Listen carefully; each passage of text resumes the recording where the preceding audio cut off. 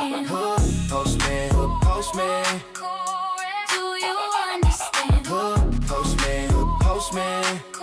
Making peace in the land. Keep your head high, let the homies inspire. Turn pain into purpose, rise above the fire. From the streets to the mic, the wisdom is real. Hood postman teaching lessons you can feel.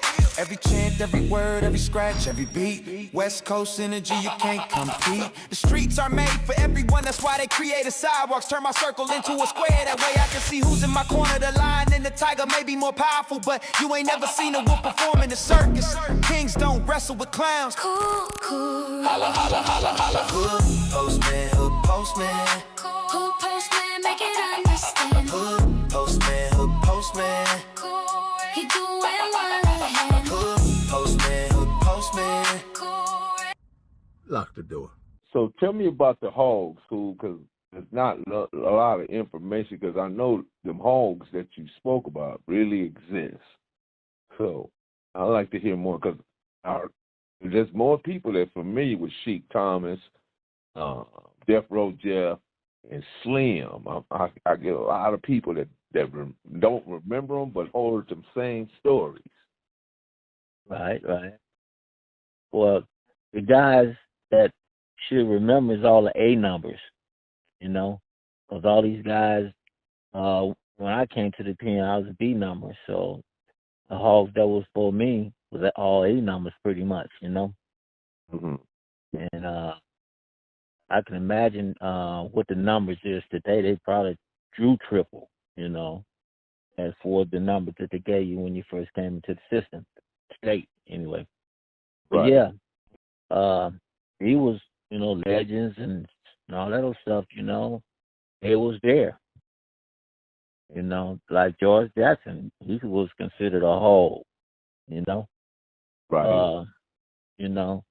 It's a whole bunch of people like it was there before us, but when we came into the system, we had already heard about these people from being on the street, into the life on the street.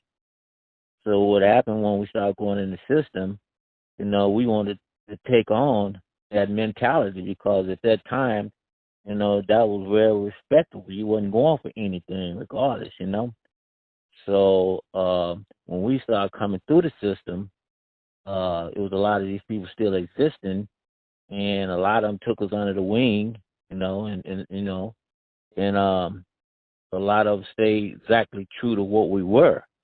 That's why we became hogs, And every set, I don't care what anybody say, every set had a hog from their particular set. That's why you could talk about, well, where was this guy from? It doesn't make no difference where he's from. Was he a hog when he got to the pen? You could talk to every set, and they'll tell you who their hog was in that pen. Like me, I was from the west side. All the hogs that I was associated with that was pushing any kind of line when we went, half of them was from Compton, pretty much. And I can go from name to name to name, but I'd rather for a person from that set to tell you who they hogs were, who yeah. So it's a cold history about them hogs. That's why, they say, man, where that nigga from? Nigga, that nigga's a hog.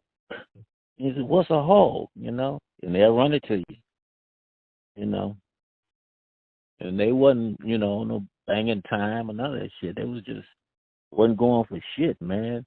Not with the hacks or the corrections officers or whatever you want to call them. They weren't taking shit from nobody, period. And they was very respected. And what I get from it, though, the hogs really set themselves up in the county before they even hit the pens. Is that correct? Yeah, well, see, like I say, on the street, we always had a big brother or uncle that went to the pen and got out and was telling us about what was going on there before we even went. You know what I mean? Uh-huh. So I could just speak for a few. When I hit the pen, the people that was there on the main line with me and Chino, there was hogs. I can name a whole that crew that was with me. because like when we started hitting the county jail, it wasn't like 4 or 5 people that was in the pen already in that era of time, and everybody know from the cases that was being committed in that era of time, especially like 70, 71, 72, and 73, 74, all around up in there, before bicentennial, all those people that was from our hood was in jail. So they already knew about the hogs and things that was put down before we even got there.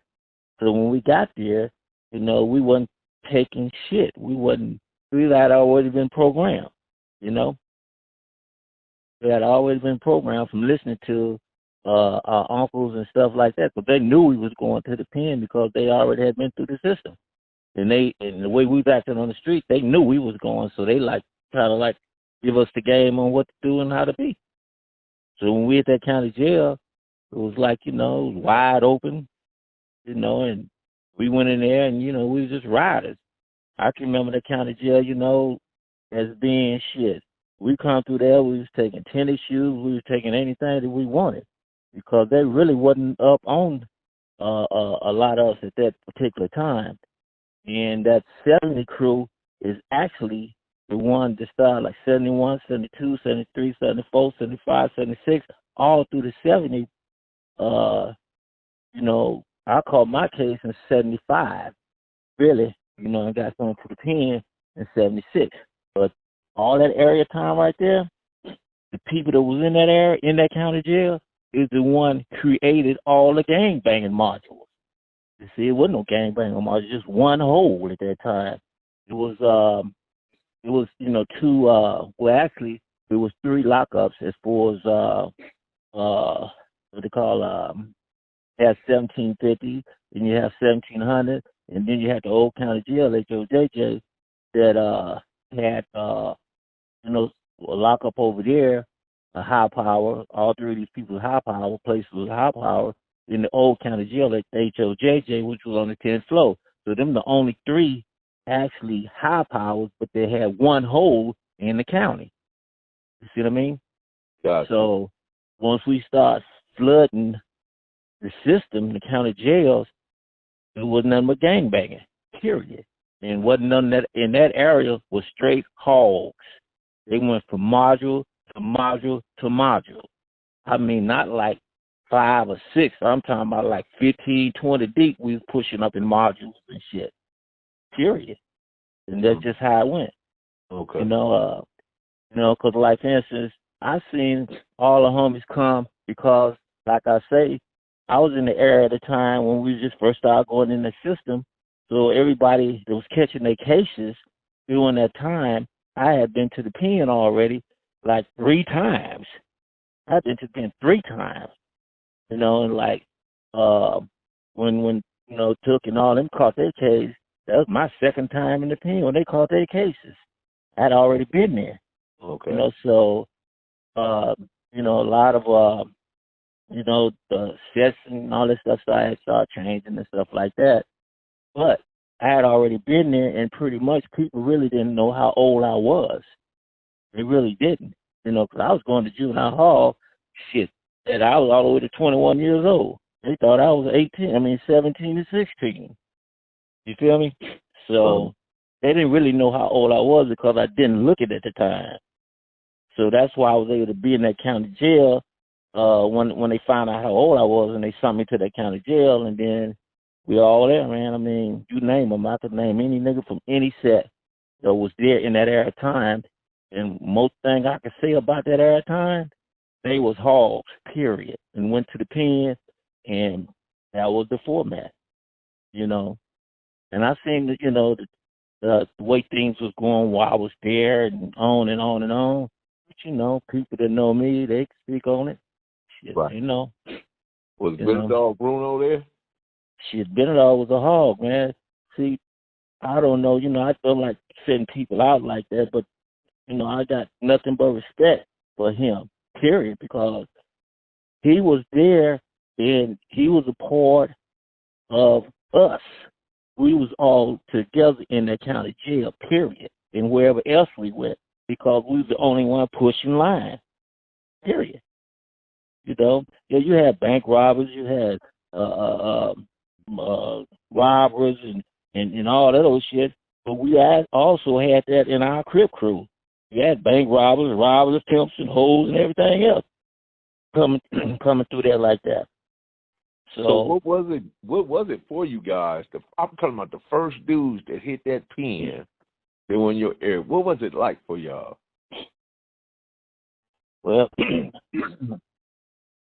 I know when Eddie, Thorne and all them caught their cases, and Bob and all those, they actually went through there in the Bad Habit Rabbit. These are people that was there before me, and I found Raymond there too.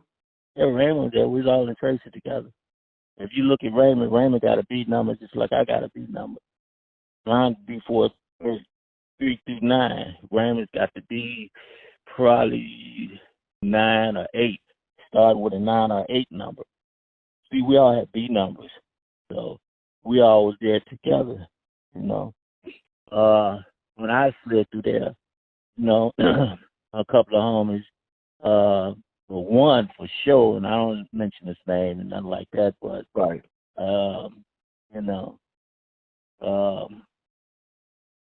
he was actually pushing a cold line as far as Crippin go there, and everybody know who he is. Start with a B, but he was pushing a cold line as far as that Crippin go. So we had followed those footsteps, man. Really, But yeah, it was nothing hard as far as we was concerned. But like I say, people don't understand. In Bitter Dog and a few more, Big Rebo. I'll just name all the people that I associated with.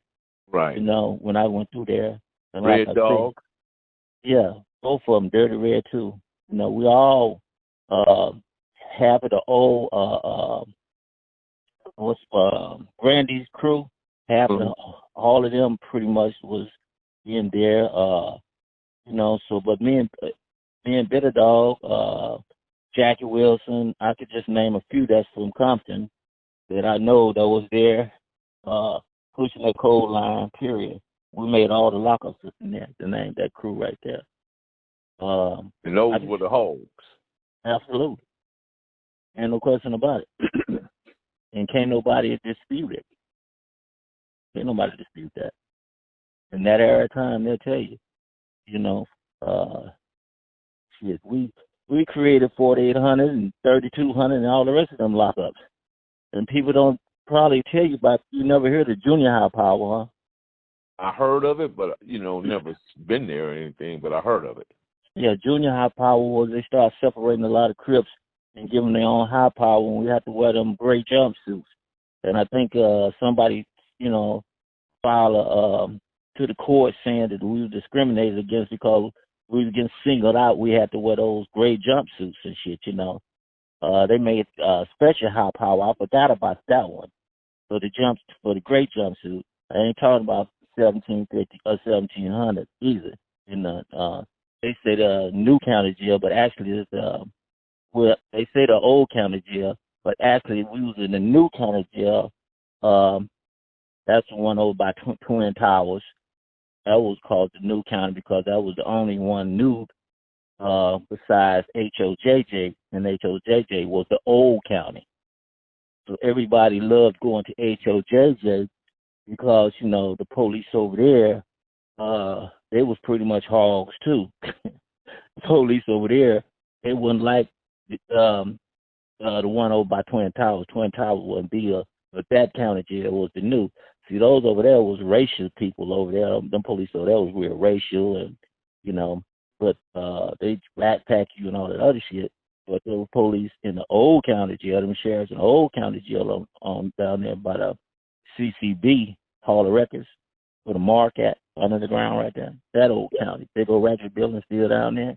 Yes. The old police down there. You come in there, what they would do? Oh, you a hog, huh? Well, I don't want to. They'll take their motherfucking shit off. y'all, wherever y'all at, y'all be going at it right there.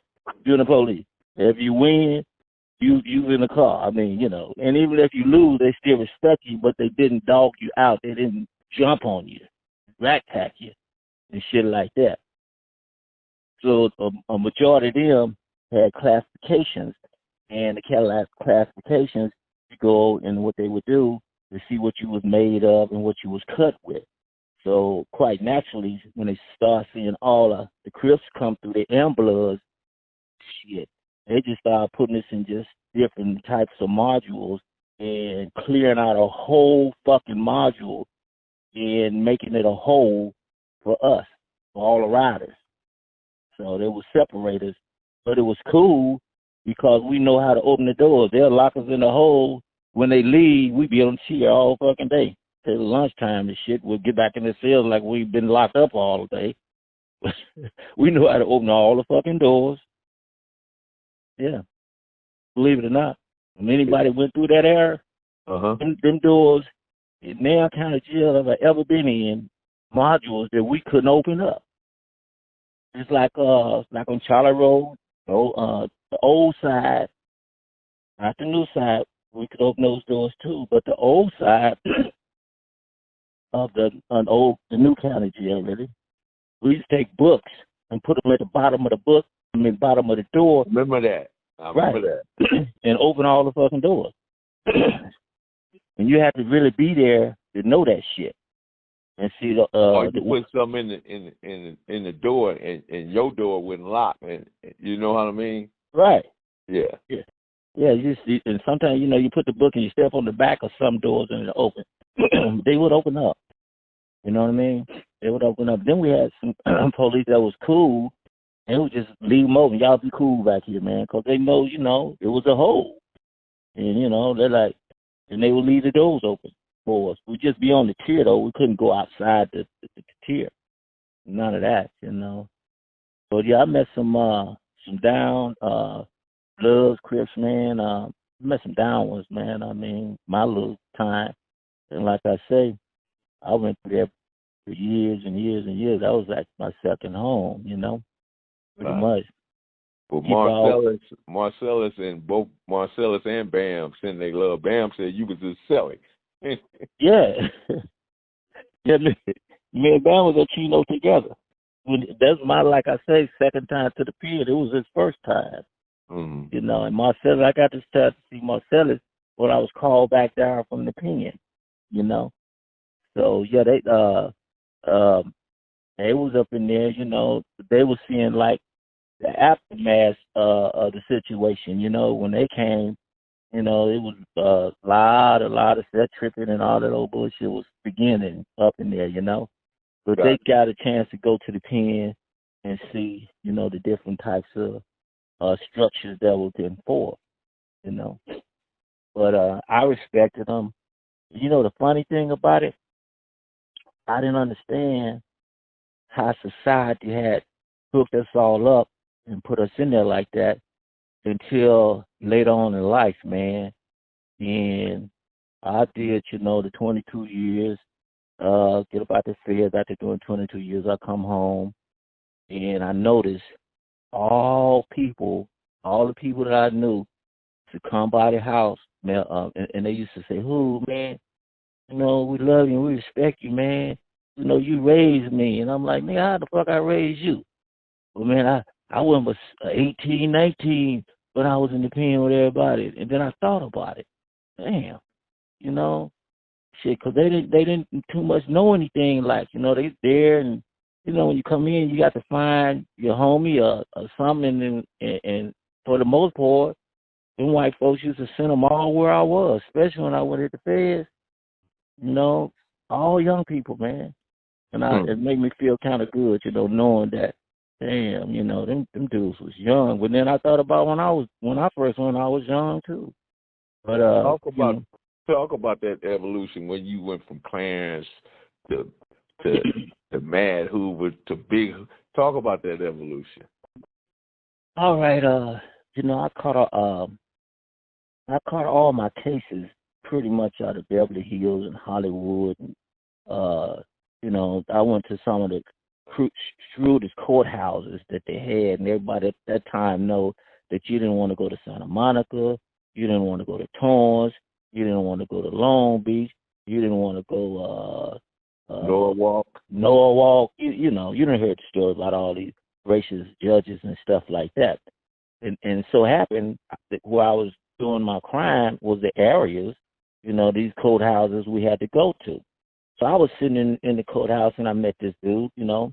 He was a old hog, you know, and he was telling me, he said, man, I've been noticing you, man. He said, well, when you go to the pen, I think I ain't going to no motherfucking pen. You know, I'm thinking I ain't going. You know, I was naive to how these white folks going to carry me, right? But he said, yeah, when you get there, you're going to meet some dude. They're going to see you, ask you where you're from and all this and that. They're going to take you to the area where everybody eat at. You're going to sit down. And he said, but, you know, you're going to start buffing iron, you know, and you're going to get swole. And then they're going to start calling you Hoova. And then they're going to stop calling you Clarence. They're going to start calling you Big Hoova, you know. I said, yeah, but my name Mad Hoova. My name ain't Clarence Hoova. You know, they know about Mad Hoova. He said, no, but that's going to change because you're going to start buffing iron. And he told me my whole life story, what's going to happen to me when I went to the pen. And on my mama, everything that God told me, I went through. Yeah, wow. So I don't know, you know, what that was all about. But then I was able to look at a guy when he come in and get to know him. You know, you can't really give your opinion about a person if you don't know him. I mean, you could give an opinion, but it's not going to be accurate. Like if you know a person, you know. Right. That's why they used to give us 90-day observations to court so we can go there and they can look at us for 90 days. And then when we go back to court, they pretty much know our character because they had observation of us for 90 days. You feel me? So their opinion would be more accurate than a person just trying to find you guilty and don't know nothing about you. You feel me?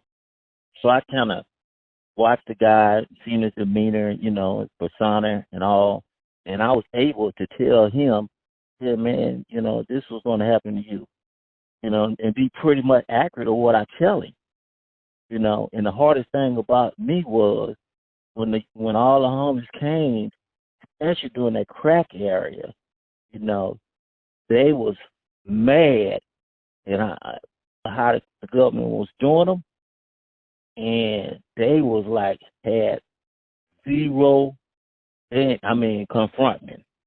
I mean, meaning that their confrontment was like zero. Wasn't no negotiation, wasn't no nothing. You know, they didn't have that type of structure. And a lot of them, you know, like, oh man, I ain't never getting out, you know, and I said, you want to get out, man, but this is how you got to do it, on. You know, and one thing I can't say about me, and can't nobody else say no different, you know, when I went and did my time, anybody, and I stand on this, anybody that was anywhere that I be in these institutions, Crip, Blood, or whatever from Los Angeles, we was one on that yard, period, especially the feds. And I stand on that. And everybody been around me, I didn't want to hear none of that old set tripping shit, that tripping blood shit. If we here together, we all as one from California, period. Got it. You know, and that's how it was. Especially the Oakland car, you know, they loved me because I was pushing that kind of line. And everybody that with me, all the hogs was pushing that kind of line too. You know, we didn't disrespect, huh? I said Cali. Yeah, ain't no question. You know, because, you know, my whole perspective really came, I was able to do a lot of what I'm talking about throughout the federal system because I had already had the foundation, and then when I went to the federal system, I seen how, you know, New York, D.C., and all these people was really actually hating on the California car, but you had hogs, like I told you, from every state too. You know. And you had some hogs from D.C. just like you had hogs from New York, and these niggas were straight hogs. And I told you what hogs was doing when you a hog, you know. Right. You know, they shut down shit. I don't care. You might have a gang from another place, but a hog is like, nigga, don't fuck with that nigga. That nigga, you know, he ain't with all that dumb shit. He ain't about that set tripping. But you ain't gonna disrespect him. You're not gonna do shit with him, but kill him. If you don't want to kill him, don't even fuck with him, because he, you know, ain't on that funny shit like everybody else. He respected you and everything else. And you had a lot of brothers like that from D.C. You had a lot of niggas like that from Chicago and all of that, you know. Yeah. And I was able to get introduced to some good people, man, period. Some good people, man. They helped me throughout my little 22 years in the States. You know, that's why I give a shout out, you know, to all the Arukas, GDs, Latin Kings, you name them. I give a shout out to all of them that was there with me, because I know all of them, and they know me. And they gave me a foundation.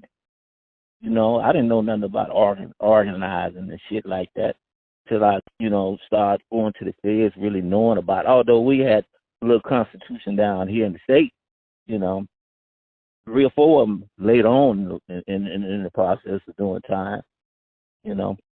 But yeah, they gave me the props, man. They gave me a route. That's why I was able to come home. Man.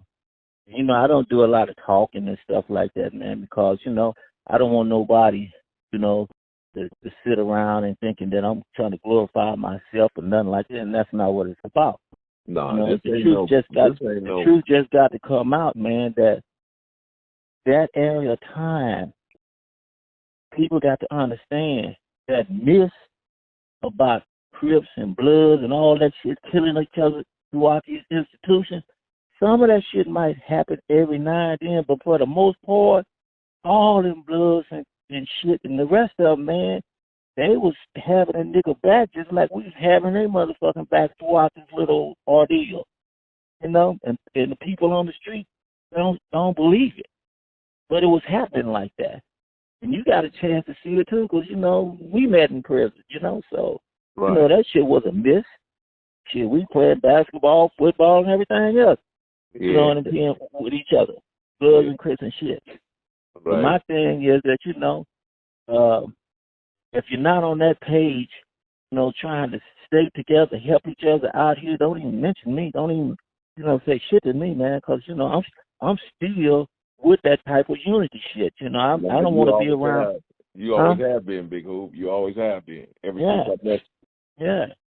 And people respect that, and I respect it, you know. So this generation right now, they need to know that, you know, a nigga look like, now don't get me wrong, a brother and a brother called the color because it was the same nigga pull the trigger. But you got to recognize, you know, the ones that trying to push that, you know, unity type line shit, you know. And I done saved a lot of niggas, and not saying that I saved them, but I done showed them the route, you know. And you know, it makes me angry when I see people that done been there and done that. Just like my homie Rocco Rockhead and stuff, you know. He was about the hardest a youngster that I ever tried to tell something to, you know. I could name a few more just like him. But yeah, when I had an opportunity for them to be in Tracy, you know, as half of them was juveniles, you know, pretty much, in Tracy. Mm-hmm. And I have the chance to, like, keep them, you know, from losing their lives and shit, because they was with the business. They was just on some retarded shit.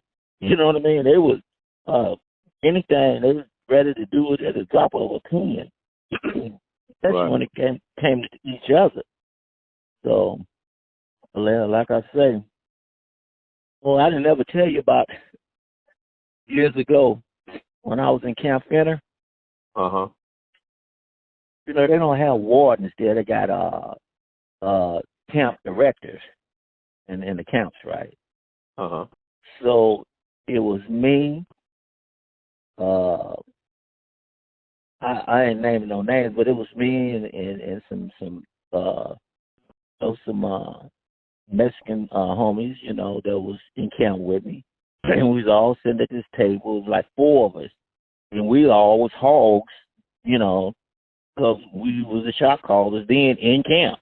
This shit just didn't start in the pen. This shit was starting from camp. You had hogs in every institution that we went to in Los Angeles. Even like those houses that they used to put you in when your parents, didn't have no parents and stuff like that. Foster homes. Yeah, them foster homes and like Fackler, Brooklyn, and, you know, the Red House, all these, you know, there's hogs up in them places, you know, too. But this is, the record came to the table in the chow hall. It was like three Mexicans that I knew, and 1 white boy, and me. They was all shot callers, but we all sat at this table. So he walked over, he looked at me, he said, your ass going to the pen, you know, 'cause you out here fucking up. And he told each and every motherfucker at that table that we are all going to the pen. Some of us ain't going to make it. Some of us going to get killed. Some of us going to kill somebody and get more time.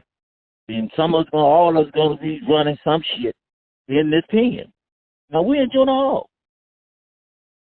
So I thought about it.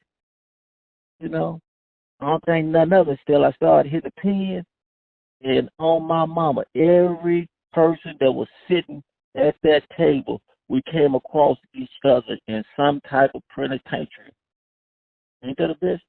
Man. And we talked about what he had told us at that table, like what I'm telling you. That's what we talked about. Man, you remember when the camp director told us we gonna do this and we were gonna do that? And don't you know, every one of them at that table was running shit in the prison. Every one of them.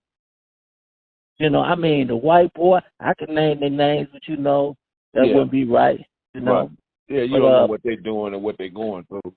Right. And, you know, I know 2 of them dead, you know, but each and every one of them was shot callers. So this is another way where I was respected, because when I hit these pens, people didn't know. They'd be saying, man, these motherfuckers, they from here and they from there. You know, especially, you know, the Mexican brothers and stuff. They don't know. I had grew up with, we had come through the system together. And they knew what my heart was in my head, and I knew what their heart was, you know. But we all growing up in that system. And we knew that a person can come through there, black can come through there with that attitude. And we had to check them, man. Them people not like that. Them people kill you, man. They on the same type of shit. You know, they ain't with all that bullshit, but you're not going to disrespect them. And they would do the same when it came to us, black people, you know. But they wouldn't able to do that if they hadn't came through the ranks and started knowing everybody and what position everybody played. That's how I was winning, man, because, you know, it was some shit where, you know, I hit a yard and said, peace be still, and that's what it was. And that's exactly what it was. But what I can say, and I tip my hat out to everybody, I will say this. Feds, when I went there, I would mention his name. His name is Diamond. He was a blood from Senator Park. Me and him was the only 2 Crips in Leavenworth prison. In Leavenworth. Yeah. Yeah, now we had a bunch of people from LA that was bank robbers, check cash, and stuff like that, white collar crime. But we was the only 2 bangers in Leavenworth. You know, so when I hit Leavenworth, you know, they took me straight to the LA car. So they could look, and the way I was walking and talking, they knew what I was. So I got to meet all of them and everything, you know. So then I'm looking for the bangers. And me and Diamond started hanging out together. You know what I'm saying? Because we don't 2 bangers there. Actually started hanging out together, homie. So things, you know, was going on, you know, from different cities like D.C. and California, and all this shit was happening. They didn't like each other and shit, you know, stuff like that. So, I you know how the military started blowing the trumpet for the military, the army, to get their location to help? Yeah, the taps and all that different stuff. And I was the going, military base, right? yeah, but I'm saying I felt like the military base is in the back. There's two Leavenworths. Because they got a military base and then they got a Leavenworth for federal prisoners. Both of them federal, but the bank robbers don't go to the military. Leavenworth. The one we went to was in the front. The back of it is the military. But my point is, there was so much shit going on with these other places. I was blowing the trumpet, like it's wishing somebody hear this motherfucker and come up there and give us some help. Hey, yeah, that shit went on from 80 till the crack law came. Boy, when that crack law hit, around 94, 95, around in there, they flooded the feds with nothing but gangbang. Well, I was so glad to see a nigga sagging. I don't give a fuck what rag he had in his pocket. We was Los Angeles and he was sagging. I was so happy, but they was all young, homie. They fucked our culture up when that crack law came. That's on the real. It really did. They some bunch of youngsters, man. And I'm glad I was there. So they changed that 80, that crack law crew first came in. They changed a whole bunch of shit in that federal system. Believe me. Got you. They did that. Got So they even had Maxine Waters coming up there talking about, "Would y'all stop riding?" Because, everybody knew about, the crack rides and shit. But they didn't have nowhere to send them. So they said, well, we can't send them out of their hometown, so send them to Lampa. So everybody doing that crack law and that ride throughout the whole federal system, that's where they sent them, right there with me. Wow. Everybody got there. Let move here. So the warden came and said, man, why all these people coming in knowing you? I said, who are they? They from Los Angeles. Well, let them out the goddamn hole then. The fuck you got them over in the fucking hole for? And they let them all. They let them all out. Yes, concept bloods, because they didn't give a fuck. If you got busted in the crack law, you going to jail. They didn't give a what rag you had. They was just fucking us up with that law. And that happened. You still got people still in that motherfucker just getting out. Yeah. And that's crazy. Yeah, I know. We bought Tupac up here to do a concert for us, right? Where, Lombard? Yeah. How'd that go?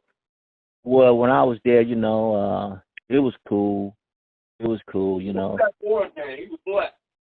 What happened? What was that Warden name? He was a black Warden. No, not in Lampa. Our Warden from Lampa was the homeboy. He was from Huntington Park. Yeah. Okay. Yeah, and he was the best warden that we had ever known. I mean, I have ever known. The black warden was Leavenworth. Yeah. We had a black warden at Leavenworth, but the one at Lampa when I was there, he was white and he was out of Huntington Park. I don't want to mention his name because later on, they try to do some conspiracy type of shit on him, Right. But him, he was the best warden, man, because he understood, that he was a warden and he had to deal with all these kids that they actually was placing in this prison against the law. Because the crack law was unconstitutional. You know what I mean? So, he used to tell me, look, man, y'all got it. I don't give a damn what y'all do, as long as y'all ain't killing police and shit like that. They ain't trying to jump the fence to go home. So he didn't give a damn. I mean, so the situation was, well, you always talking about you want, the convicts to run the pen and all that. And, you do all the get us concerts and all that old kind of stuff. And, if they doing the right thing, going to school and all that, but you can't intervene with how we run this shit, So he would listen, and we would say, like, okay. And They was wondering why La Pa was doing so good because the word was, I ain't going to say who told the warden this. You just figure it out yourself. But somebody told the warden, look, the only way this can be done, if anybody running here snitching, talking about who did this, Peter Wack did this, whoever did that, different people did shit, snitches, lock them up. Uh-huh. So if you ran to the police trying to snitch on somebody, they all automatically put you in the hole. As they should. You know what I mean? So shit ran smooth. So I had caught a case. Man, in like 93 there and everything. And they got rid of me and stuff. The warden couldn't save me at this point because, I had a cold case and, I went back to Leavenworth for the second time. That's where the disciplinary transfer. They took 360 days from me. Disciplinary transfer. I went back to Leavenworth. I get there, and at this time, I was in that dental, making dentures and stuff like that. So I tell them I don't want to be there because their little program was too small, and they wanted to get rid of everything. So they said, where you want to go? I said, Lewisburg. They said, you from the West Coast. You don't need to be like, look, man, I want to go to fucking Lewisburg. She talking about. So everybody thought, everybody knew me, I could handle myself, so they sent me to Lewisburg. And when I got to Lewisburg, I was thinking that I'd be the only person with LA there, but I wasn't. And this one I knew, at this time that I was well respected, man, because, there's a lot of shit had been going on with LA and DC. And normally, if they want to kill you, they'll kill you soon as you come out the hole and hit the hallway in Lewisburg, So, I'm thinking, well, I'm going out here regardless, I'm going to this line. But what I did know, when that door opened, I seen Bloods on one side and Crips on the other. I mean, that whole motherfucking hallway, homie. And they'll tell you, I feel like shit, man. That's a good feeling I've ever had in my life, homie. The homies, man, surrounded me and shit and took me to the unit and, everything talking about, they didn't know me, talking about, who is that nigga? Who is that nigga? And I had to say, man, there was some good soldiers there, Bloods and Crips. That's on the real. We looked out for each other, man. And I'm doing this, man, because I know you and I know you're on the right path. And I want everybody to know that know me. I appreciate you, man. But we need to get together out here on these fucking streets and tell our kids, man, period. Stop having functions if you can't bring your kids there to listen to what we got to say. That's my last and final thing I need to say. If you're going to have anything uplifting, your kids need to be sitting right in that circle with you. But they don't know, all this shit about we there by ourselves telling us what's going on and shit. They need to listen to this shit, period. Right. So they still sending them. And, I'm not complaining, but I feel sorry for them because now they get basketball scores for sentences. Sure. They getting 120 years, 15, 68, and all this. Not saying they wasn't getting them then, but any case pretty much you catch right now. If you ain't snitching, well, even snitching getting 15, 20 years. Shit. You know what I mean? Right. But that needs to be said, man. I appreciate you, man. That's on the real, man. And yet I haven't seen, Cuse, man. I haven't seen him since I've been there. I got to see him, man. And Better Dog, Yeah, both of them, man. They both doing pretty good, man. Cuse be doing it, because he's a walking almanac. Better Dog Bruno. Oh, ain't no question. Almanac. All you guys are almanacs, and I know all you guys was hogs. Yeah. Whether it's Cute, you or Better Dog, Yeah, so, yeah. But you too, though. You too. I respect you too, man. I respect the first thing you said when you bumped into me in the pen? What did I say to you? You were asking me about who I know. Oh, yeah. You know, and when I bumped into you, they tried to really get rid of me again. You know what I was there for? I think you had a violation. You know how much time they gave me on it? I know it was an enormous lot of time for a violation. What was it, about 6 years? 6 years, homie. Just show you, how they was mad at me. Yeah, that was. And I beat my case. 6-year violation. Yeah, and didn't even have a case. I beat the case. But the good thing about it, they sent me to, an LCI this time. Right. To do the violence. That's how I bumped into you. And I was really trying to be low key, Shit. But I always had that mind. I seek individuals like you out. You know what I mean? Yeah. And I was always cultivating and you're just sitting down because I needed to know certain things and how to, to what I'm doing now, to know how to navigate it. Yeah. People like yourself was important to that. Yeah. I want to tell you one thing, man. I wasn't being arrogant, trying to be hard when you was mentioning Tookie's book, right? Uh-huh.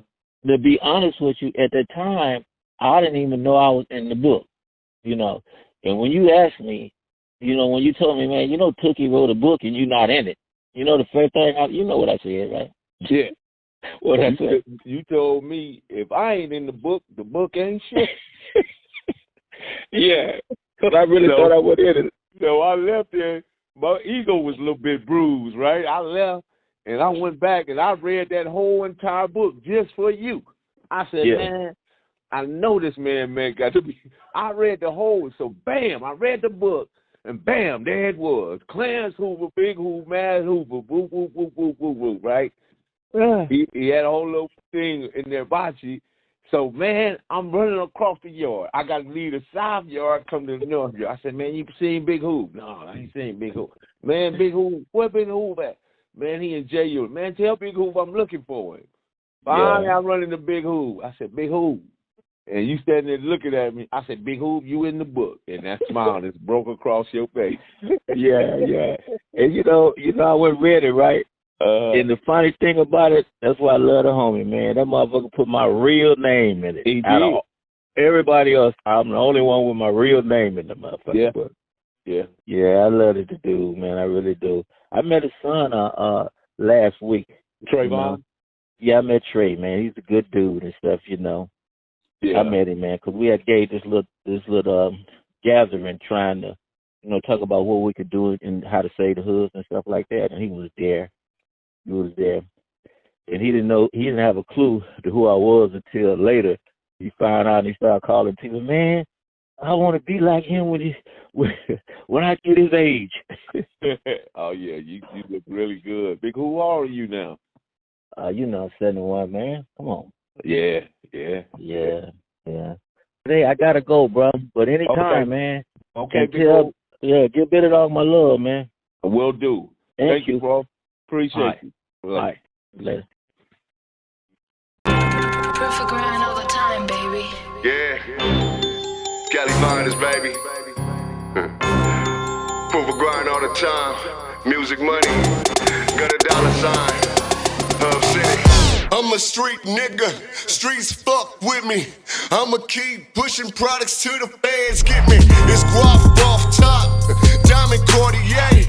That nigga Wall won't give a broke bitch the time of day. They see me climbing, they see me shining. That's hard work, proof of grinding. New money got me tipping in that 550. Ali, bad man, and I'm so pretty. I got that tech with me, that's my hater sprayer. Go big, grind now, nigga, play later. What can I say? I'm addicted to this paper stacking, and I don't talk about it, I just make it happen.